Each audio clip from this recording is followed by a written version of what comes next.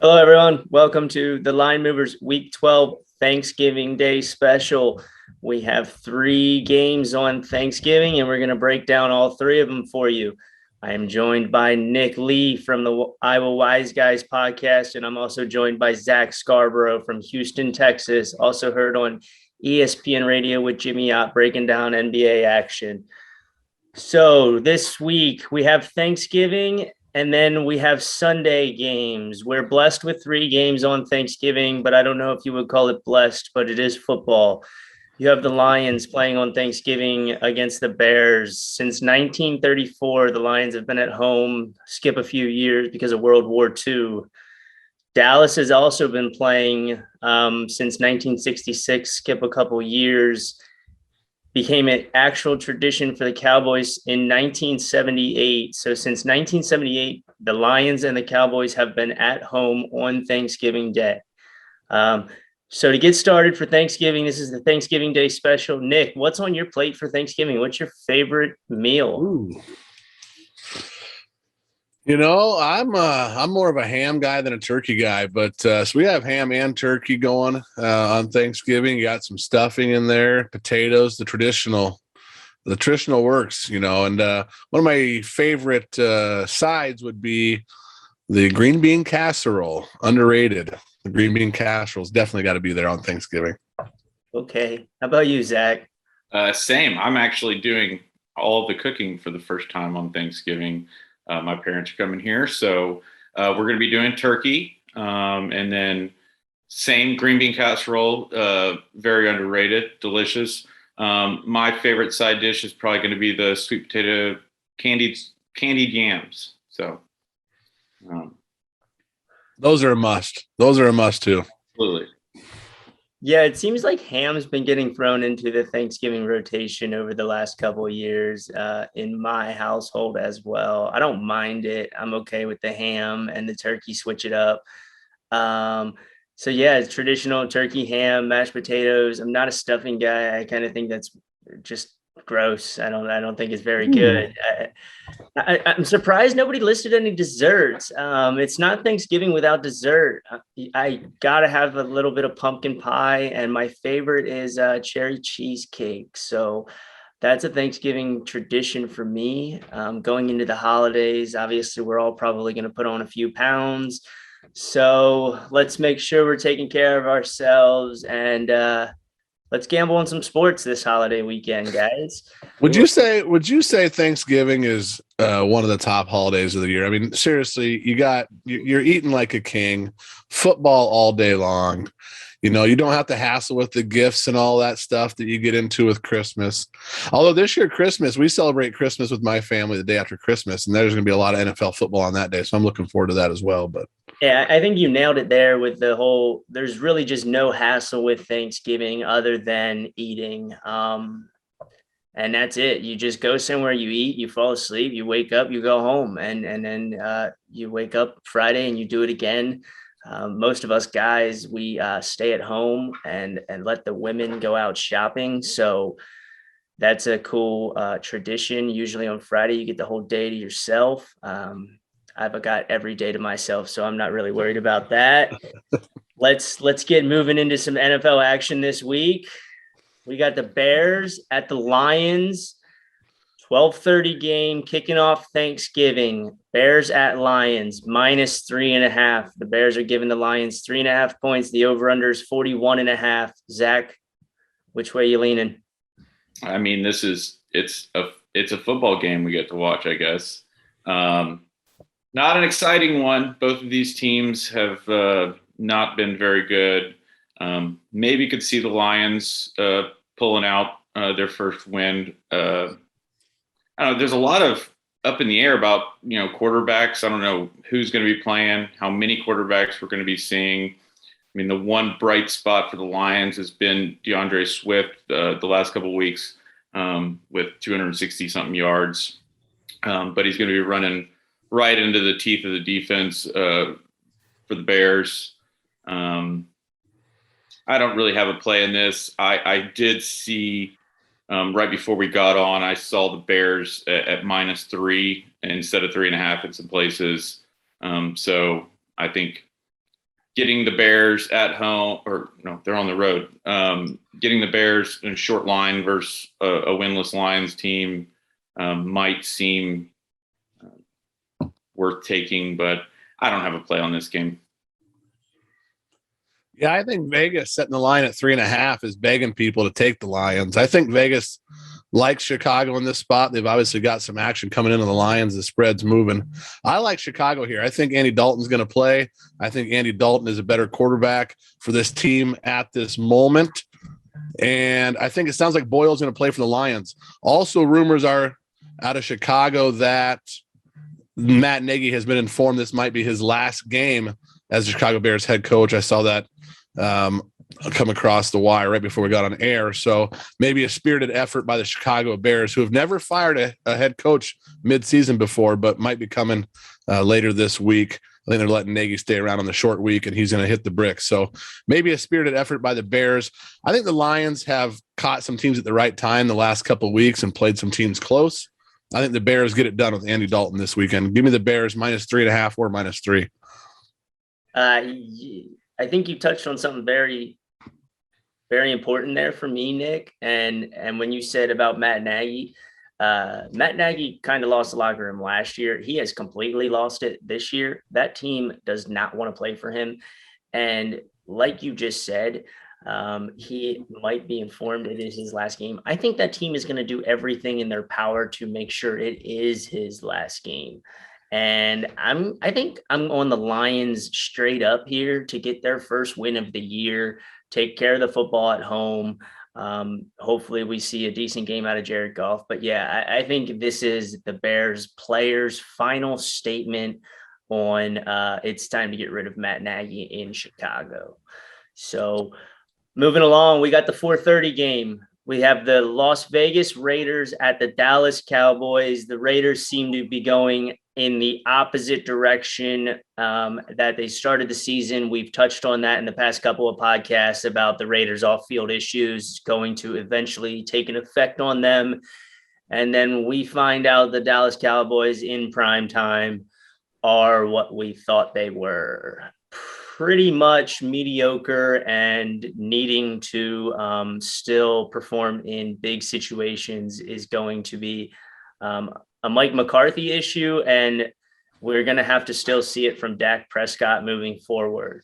So, Zach, we'll let you lead off again since you are a Cowboys fan.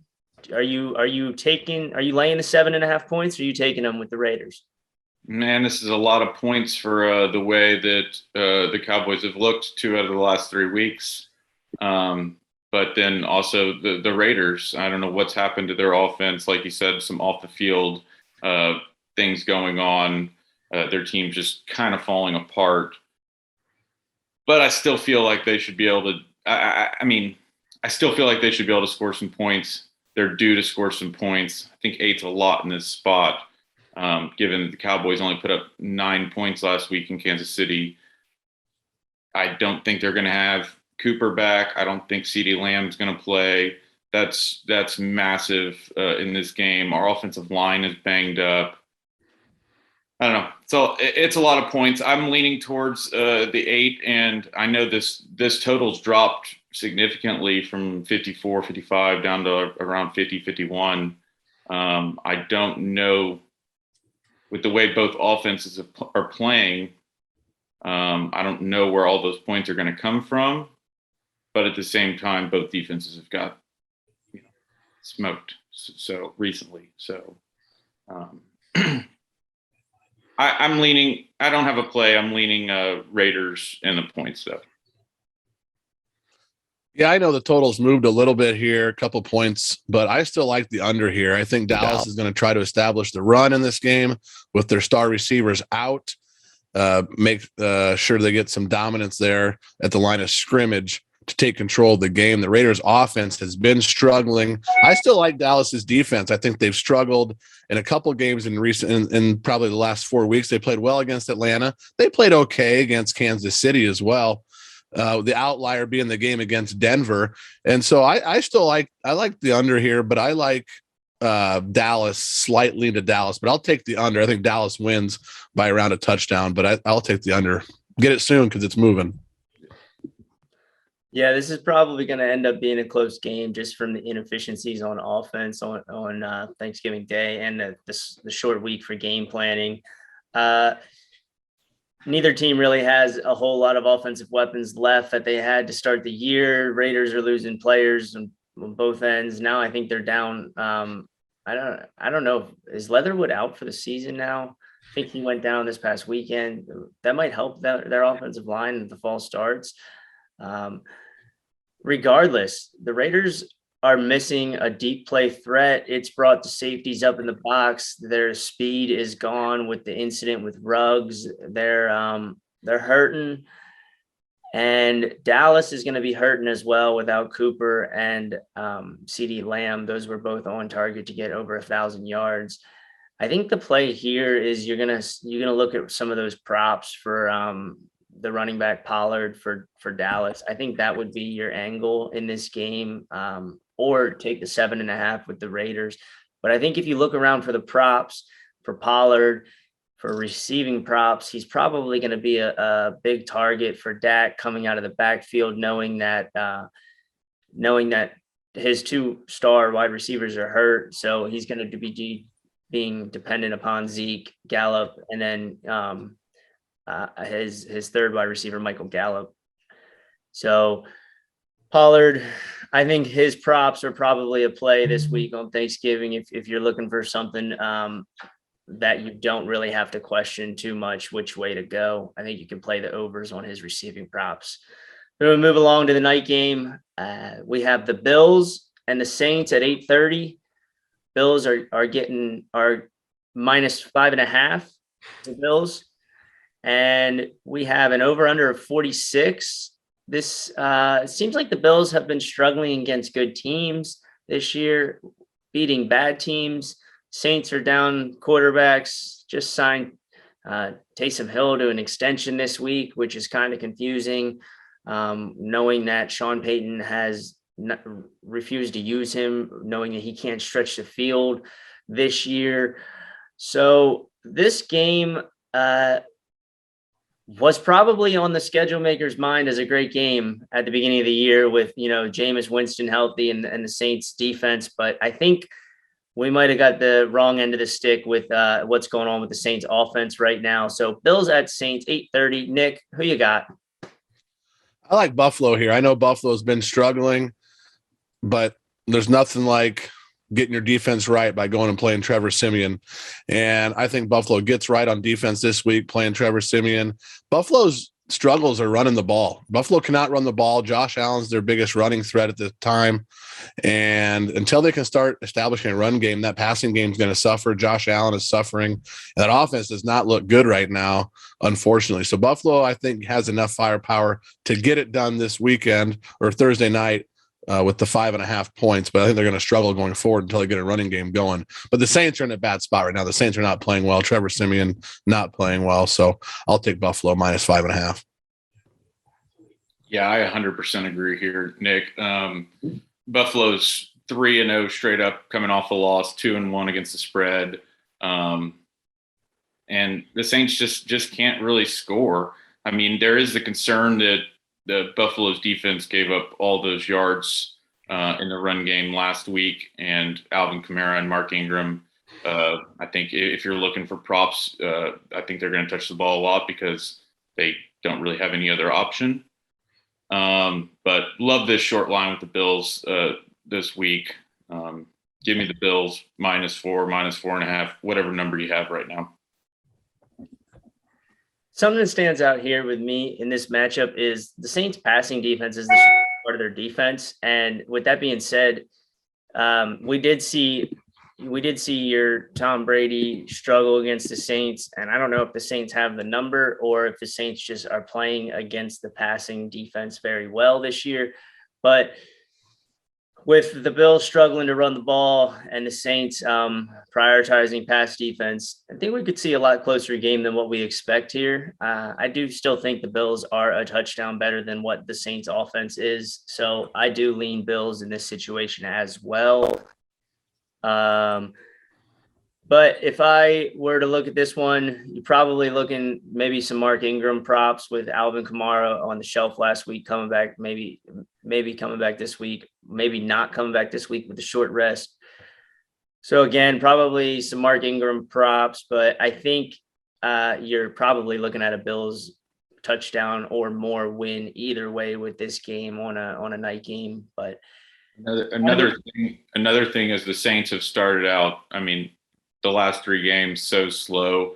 I'll be looking for Buffalo in the first half because the Saints just don't get it going. Their offense seems to come back late, from behind. So worth taking a look. Yeah, we didn't get blessed with the best teams this year on Thanksgiving, but we did get 3 football games, and it does look like they could all be pretty competitive. So whether they're great games or not, they should be competitive. Guys, check us out on the website, thelinemovers.net. Sign up for our email. We are doing a Thanksgiving pick'em against the spread and over unders. Pick all 6 correct, win $100. You must be signed up on thelinemovers.net to participate. Go over there, sign up, see what you can do. See if you can pick all 6, win yourself $100 on Thanksgiving. Check out the Iowa Wise Guys podcast anywhere you listen to your podcast, Apple, Spotify, or Amazon. And then you can also check us all out on Twitter at Wise Guys Nick, at Tyler Liddick, at Zach Scarborough 6. And you can also check out the Line Movers Network, _LM Network. Thanks for listening, guys. Have a great holiday. Enjoy the time with your family, and always bet responsibly. Thank you. Happy Thanksgiving.